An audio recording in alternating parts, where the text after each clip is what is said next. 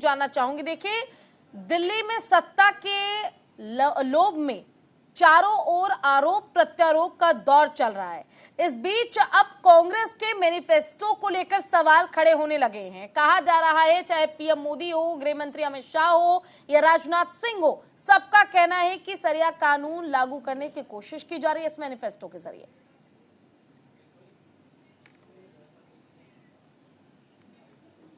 जी पूजा, अगर बात की जाए लोकसभा चुनाव को लेकर तो बीजेपी कहीं ना कहीं अपने मुद्दों के साथ आगे बढ़ रही है और कांग्रेस अपने मुद्दों के साथ आगे बढ़ रही है।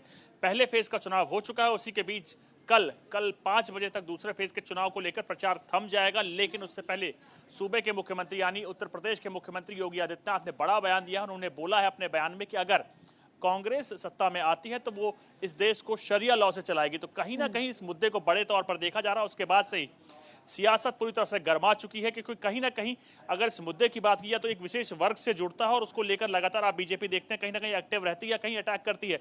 लेकिन अगर सूबे के मुख्यमंत्री अगर योगी आदित्यनाथ जैसे नेता के थ्रू ये बयान आता है तो उसके अपने आप में मायने होते हैं। तो बीजेपी कहीं ना कहीं कांग्रेस के उस एजेंडे यानी उस घोषणा पत्र पर निशाना साध रही, जिसमें कांग्रेस के घोषणा पत्र में लिखा गया था कि अगर कांग्रेस सरकार बनाती है तो वो शरिया लॉ यानी एक विशेष समुदाय को शरिया लॉ के तहत उनके राइट्स की प्रोटेक्शन करेगी।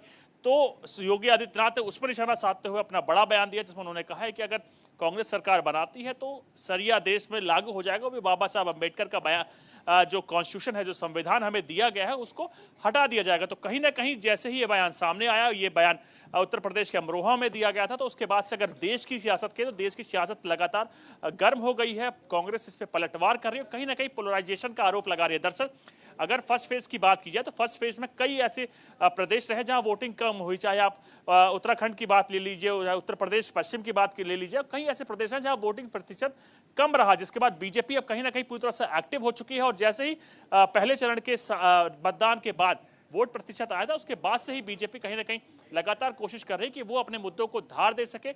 और उसी के कारण ही कल रात को जेपी नड्डा के यहाँ बैठक हुई और बैठक के बाद अब आप जो ये बयान आया तो बीजेपी कहीं ना कहीं अपने उन तमाम मुद्दे को धार देने के तौर पर देखा जा रहा है कि जो बीजेपी लगातार अपने मुद्दों को जनता के बीच में रख रही है और कहीं ना कहीं कांग्रेस पर वार कर रही। कांग्रेस पे अगर बात की जाए तो एक विशेष वर्ग की राजनीति को लेकर लगातार कई नेता बीजेपी का आरोप लगाते रहते हैं। उसके बीच योगी आदित्यनाथ कांग्रेस के घोषणा पत्र को ही यहाँ पर लिया जा रहा है, अगर उसमें शरिया कानून की एंट्री की बात की जा रही है और लगातार हर मंच से